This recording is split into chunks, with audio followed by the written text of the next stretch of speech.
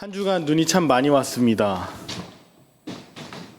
거리마다 또 나무 위에도 눈이 많이 왔습니다.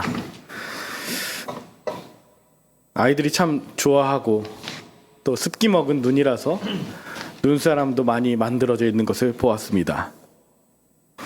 눈이 오는 중에도 새벽을 찾아 기도하러 나오시고 또 수요 기도회로 또 눈이 오는 중에도 가정 대신방으로 또 환우 병원 신방으로 한 주간 함께해 주신 모든 분들께 또한 감사합니다. 눈이 오니 기쁘고 눈이 와서 감사하고 눈이 오지 않아서 기쁘고 눈이 오지 않아서 감사한 그 모든 날들에 감사가 넘치는 그런 선물 같은 한 주였던 것 같습니다. 대림절을 맞이해서 교회 안팎을 좀 꾸며 보았습니다. 생명이신 예수님을 생각하면서 생명나무 성탄 트리를 꾸몄습니다. 빨간 사과를 달며 죄악을 담당해 주신 예수님을, 그리고 불빛을 달며 진정한 빛으로 오신 예수 그리스도이심을 생각하며 또 이렇게 저렇게 꾸며 보았습니다. 또한 거기서 멈추지 않고 교회 외벽에 다시 촛불도 달렸습니다. 우리 본당에도 또 고난과 기다림을 상징하는 보랏빛 강단보와 또 스토를 준비했습니다. 단순히 예쁘라고 준비한 것이 아니라 그 모든 과정 가운데 주님을 진심으로 기다리는 마음으로 한 분 한 분들의 마음이 담겨서 이 모든 것이 준비되었습니다. 단순히 습관적으로 한 것이 아니라 모두 예수님과 관계 있는 한 주간의 준비였던 것이죠. 그렇습니다. 대림절 4주간은 예수님의 오심을 기다리면서 우리 마음 가운데도 촛불을 하나씩 켜는 주간입니다. 보라색 초 4개가 있죠. 각각 평화와 희망과 평화와 기쁨과 사랑, 그리고 가운데 있는 하얀 초는 예수님, 빛으로 오신 예수님을 상징합니다. 그래서 4개의 고난의 초에 다 불이 붙고 나중에 희망이시고 진정한 왕이신 예수 그리스도께서 오시는 그 성탄절을 우리가 함께 드리게 될 것입니다. 예수님의 오심을 기다리는 절기, 그래서 대림인데요. 만약에 주님이 찾아오시는 대림이 아니라 우리가 찾아가야 되는 것이었다면 어땠을까요? 우리가 찾아가야만 예수님을 만날 수 있었다면 아마 우리는 시작 전부터 포기했을지 모릅니다. 주님께서 직접 찾아와서 우리를 만나 주신다. 그것이 대림의 축복입니다. 주님이 찾아오시는 대림절 연말에 있지만 실제로 교회력으로는 신년이 이제 시작되었습니다. 새로운 시작입니다. 그리고 대림절 첫 주에는 희망을 이야기합니다. 희망을 말한다는 건 다시 말하면 절망적인 상황이 계속된다는 것이죠. 맞습니다. 한 해의 마지막 12월이자 대림절을 보내는 이때는 참으로 어둡고 절망적이고 모든 이들이 매우 예민해져 있고 슬픔과 고통 가운데 있는 것은 아닌가. 그래서 대림절에 우리는 더욱더 주님의 오심을 간절히 바랄 수밖에 없습니다. 그래서 희망을 더 노래해야 합니다.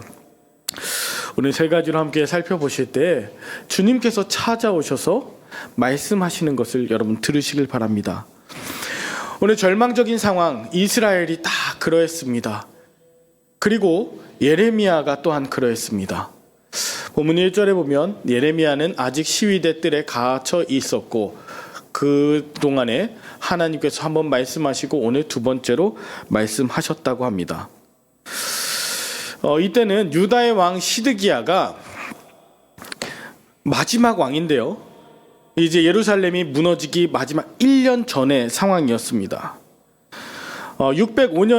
주전 605년에 바벨론이 유다를 1차 침공해서 다니엘을 비롯한 왕족과 귀족들을 끌고 갔었고 주전 597년에 2차로 침공해서 그때 많은 백성들과 지도자, 방백들, 군사, 기술자들이 다 끌고 갔습니다. 이제 남아있는 사람들은 보잘것없는 사람들 위주였는데 그나마도 지금 587년에 예루살렘 성전이 바벨론의 느부갓네살 왕에 의해서 완전히 포위당한 지 1년이 지나서 말라 죽기 일보 직전의 상황에 오늘 말씀이 임한 것입니다. 예레미야가 시위대 뜰에 갇혀 있었던 이유는 다른 것이 아니었습니다. 주님께로 돌아가야 한다. 그리고 우리가 죄를 지었으니 죄에 대해서 마땅히 그 대가를 치러야 한다라는 것을 계속해서 선포했고 이것이 하나님의 뜻이라는 것을 이야기했지만 거짓 선지자들은 아니다. 하나님께서 이제 곧 구원해 주실 것이다. 그 심판을 계속 빼놨습니다. 매 맞는 것 너무 아프죠. 그러나 예레미야는 계속해서 70년이라고 하는 그 포로 생활이 있을 거라는 걸 이야기하다가 많은 사람들로부터 미움을 받고 배척을 당해서 시위대들에 갇혀 있었던 것이죠. 오늘 읽지 않았지만 오늘 1절에 예레미야에게 하나님의 말씀이 두 번째로 임했다고 합니다. 앞선 32장의 첫 번째로 임했고 여전히 그가 감옥에서 풀려나지 않은 그때 또한 말씀이 임한 것입니다. 절망적인 상황이었는데 그때 임하셨습니다. 그러면서 뭐라고 하셨냐면 이를 행하시는 여호와 그것을 만들며 성취하시는 여호와 그의 이름을 여호와라 하는 이가 이와 같이 이르시도다. 이게 그냥 우리가 보면 무슨 뜻인지 잘 이해는 안 되지만 이것이 땅을 만드시고 천지를 창조하신 하나님께서 말씀하시도다. 마치 태초에 천지를 창조하셨던 것 같이 말씀하셨다는 거예요. 여러분, 태초에 하나님이 천지를 창조하셨을 때 어떤 상황이라고 말씀드렸죠? 혼돈과 공허와 흑암이 깊음 위에 있는 그런 무질서함, 절망적인 상황, 나라는 나라대로 빼앗기고 모두가 숨을 쉴 수 없어서 흙들은 모두 물에 잠겨버린 듯한 그때에 하나님께서 말씀으로 흙을 무트로 드러나게 하시고 물을 걷어 주셨지 않습니까? 오늘 그 여호와 하나님, 역사하시는 하나님께서 말씀하시고 계십니다. 뭐라고 말씀하시냐면 우리가 아주 잘 아는 말씀, 예레미야 33장 3절 333 너는 내게 부르짖으라. 내가 내게 응답하겠고 네가 알지 못하는 크고 은밀한 일을 내게 보이리라. 여러분, 이거 기도원에 가서 많이 이제 보지 않으셨습니까? 그 오산리 금식기도원 가면은 이거 쫙 이렇게 위에 붙어 있죠. 너는 내게 부르짖어라. 그래서 부르짖어야 하나님이 듣고 응답하시는 분이라고 착각하게 되기도 하지만 여기에서 부르짖으라라고 하는 히브리어 카라는 그냥 부르다라는 겁니다. 얼마나 크게 부르짖고 얼마나 많이 부르는 것과 상관없이 너무 절망적이어서 끈질기게 부르는 것과 상관없이 부르면 내가 응답할 거야. 그리고 너가 나를 부르고 다른 것이 아닌 나를 주목하고 내 말씀을 듣고 같이 기도하는 자리에 나온다면, 말씀을 듣고 반응한다면 네가 알지 못하는 크고 놀라운 그 은밀한 일을 내가 행할 거야 라고 하나님은 내게 부르짖으라. 이게 더 중요한 강조거든요. 나를 부르라. 나를 찾아라. 지금까지는 우리가 부르짖으면 주님께서 찾아오시는 줄 알았는데 부르짖는 것이 아니라 하나님 미리 찾아오셨고 두 번째 임하셨고 절망 가운데 찾아오셨고 부르기만 하면 응답하신다고 말씀하시니 이것이 얼마나 큰 은혜입니까? 하나님은 우리에게 찾아오십니다. 하나님 말씀하여 주시는 분이십니다. 그것이 대림절 우리의 능력과 우리의 노력이 아닌 하나님이 주시는 놀라운 선물, 찾아오심입니다. 두 번째, 우리가 생각해야 되는 것은 우리에게는 소망이 없다는 것을 철저하게 고백해야 한다는 것입니다. 하나님께서 예레미야에게 찾아오셔서 너는 내게 부르짖으라. 나를 불러봐. 내가 너에게 말할게. 네가 알지 못하는 크고 놀라운 것, 그거 내가 이야기할게 라는 내용이 뭐였나요? 오늘 읽지 않았지만 제가 4절과 5절을 읽어드립니다. 이스라엘의 하나님 여호와께서 말씀하시니라. 무리가 이 성읍의 가옥과 유다 왕궁을 헐어서 갈대아인의 참호와 칼에 대항하여 싸우려 하였으나 내가 나의 노여움과 분함으로 그들을 죽이고 그들의 시체로 이 성을 채우게 하였나니 이는 그들의 모든 악행으로 말미암아 나의 얼굴을 가리어 이 성을 돌아보지 아니하였음이니라. 하나님은요, 크고 놀라운 비밀을 말씀하시는데 이제 내가 너에게 로또 당첨되게 해줄 거야가 아니고요, 이제 엄청난 도움이 와서 너를 붙들어 줄 거야도 아니고요, 뭐래요? 너희는 망하게 될 거야 라는 거, 너희는 끝났다고, 이걸 말씀해 주시는 거예요. 이스라엘의 승리가 아니라 패배를 말씀해 주시는 것입니다. 바벨론과의 전투에서 싸우고자 하나 패할 것이고 유다와 예루살렘 성읍에는 시체로 가득하게 될 것이다. 그것은 너희가 노력을 안 해서가 아니고 방어력이 약해서가 아니라 너희가 지었던 악행과 죄악 때문이다. 유다에 가득한 죄악으로 인해서 아무리 대항하려 한다 하더라도 바벨론은 결국 너희를 멸망시키고 말 거야. 이것이 하나님이 말씀하시는 크고 놀라운 비밀이었던 것입니다. 여러분, 우리가 주님께 기도하는데 주님께서 기도만 하면 다 응답해 주시던가요? 모든 것을 바로 형통하게 해 주시던가요? 진짜 주님 앞에 기도하며 부르짖을 때 주님께서 먼저 응답하기 전에, 우리의 필요에 대해서 응답하시기 전에 무엇을 하라고 늘 말씀하시냐면 죄의 고백입니다. 우리가 얼마나 가능성이 없는 죄인인지를 철저하게 깨닫게 하시는 것이죠. 나에게는 소망이 없다는 것을 고백하지 않는 자에게 은혜가 임할 수는 없습니다. 나는 죄인이요, 나는 철저하게 쓰러지며 가능성이 없는 자임을 고백하는 자에게만 주님께서 찾아오시고 그런 사람을 통해서 하나님이 역사하십니다. 그렇다면 첫 번째, 주님이 찾아오심이 은혜였다면 우리는 아무런 가능성이 없는 죄인인데도 주님께서는 찾아와 주고 계시고 말씀하고 계시고 우리를 포기하지 않으신다는 것, 이것이 얼마나 큰 은혜입니까? 내 힘으로 성을 쌓고 내 힘으로 성을 지키려 했지만 사실 아무것도 된 것이 없는 상황에서 그것이 내 잘못이었고 내 죄악 때문이었으며 하나님은 그것을 통해서 내가 책임지고 내 연약함을 깨닫게 하시는구나, 이것을 깨닫는 것, 대림절입니다. 여러분, 우리 가정이 어려우십니까? 우리의 기업하는, 경영하는 우리 직장이 어려우십니까? 우리 나라가 어렵습니까? 맞아요. 정말 나쁜 사람들이 있습니다. 정말 못 봐주는 사람들이 있어요. 정말 하나님께서 심판해 주셔야 되는 이런 바벨론의 느부갓네살 왕 같은 자가 있습니다. 그런데 하나님께서는 그들과 함께 하지 않으세요.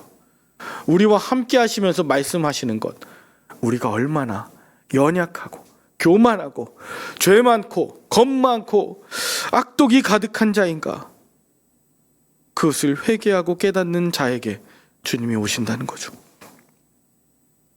화로다 나로 망하게 되었도다, 이것을 깨닫는 자에게 십자가 은혜가 넘치게 될 것입니다. 마지막 우리가 세 번째로 생각해야 되는 것은 하나님만이 희망이시라는 것입니다.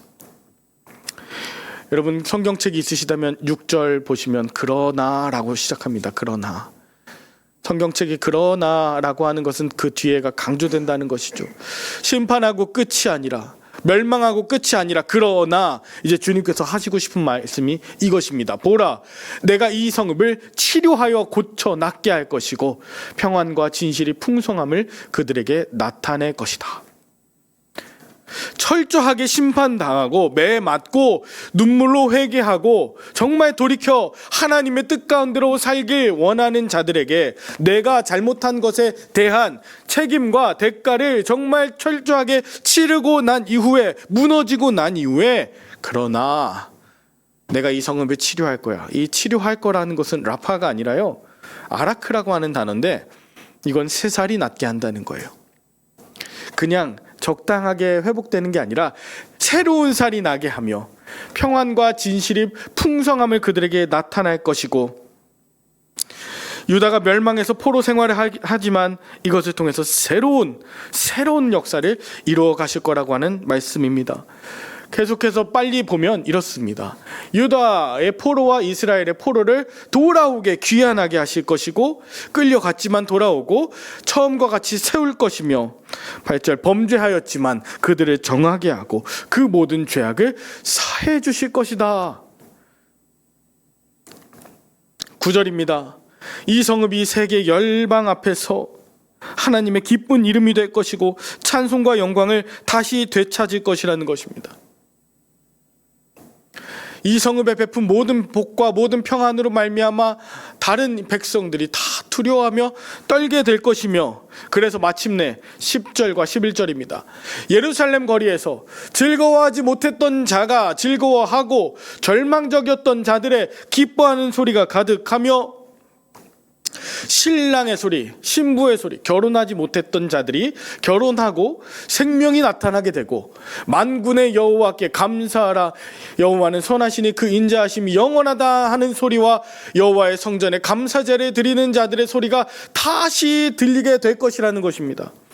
저는 이 말씀을 지금 보는데요, 뭘 느꼈냐면요, 하나님께서 코로나 이전에 우리가 잘못했던 죄악들 완전히 망하게 하시지만 그 이후에 우리가 잃어버린 것들 참 많지 않습니까? 믿음도 그러하고 찬양하는 소리도 그러하고 즐거워하며 기뻐하며 격려하며 위로하고, 신랑과 신부가 결혼하며 아이들을 또 주님께서 주시는 선물 가운데 낳고 찬양하며 어떤 상황에서도 감사하는 그런 감사제를 드리는 소리가 다시 들리게 될 것이다. 이 약속을 주시는 것 같아서 얼마나 감사했는지 몰라요. 혹독하고 철저한 심판으로 인해서 도저히 살 수 없었던 그런 우리들의 입술 가운데서 희망이 다시 선포되게 하실 것이다. 이 약속이 대림절에 우리에게 주시는 하나님의 놀라운 약속이죠. 그리고 이전에는 황폐해져서 사람도 짐승도 없었지만 다시금 목자, 즉 가축들도 있게 되고 그 가운데 목자도 살게 되는데, 그 양떼가 누울 만큼 평안해지고, 13절에 보면 양이 얼마나 많은지, 양떼가 얼마나 많은지 계수하는 자들이 있을 정도로 놀라운 회복과 능력을 하나님께서 주실 것이다. 저는 이것을 통해서 너무 감사했어요. 그리고 오늘 읽으셨던 14절이 이것입니다. 이렇게 주님의 선하시고 온전하신 말씀을 성취할 날이 곧 이를 것인데, 이것은 다윗에게서 한 공의로운 가지를 통해서 정의와 공의를 실행할 것이라. 이 다윗에게서 난 공의로운 가지는 역사적으로는 스룹바벨이라고 하는 그 포로로부터 귀환시키는 자입니다. 영적으로 보면 다윗의 혈통에서 나신 예수 그리스도이십니다. 그리고 현재적으로 보면 이 역할을 감당하는 다윗에게서 나는 공의로운 가지는 저와 여러분들입니다.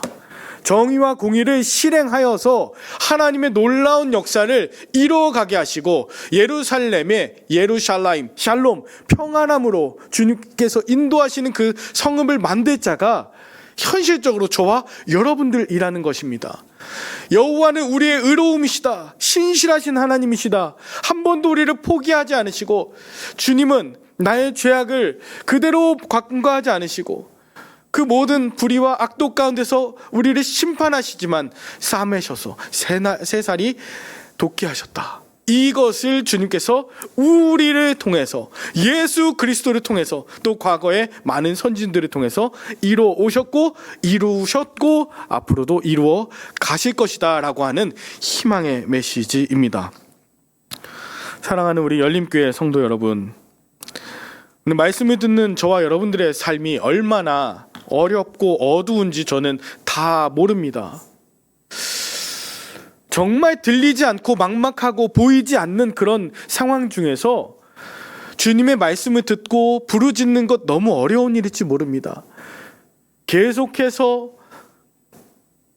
문이 열리지 않아서, 계속해서 소망이 없는 절망과 끝도 없는 그런 어두움 가운데 떨어지시는 그런 성도님들 계십니까? 이거 괜찮았는데 또 다른 문제가 생기고, 그 문제 겨우 해결했는데 또 다른 문제가 2개, 3개씩 다가올 때, 문제 해결하고 나니 공허함이 찾아올 때,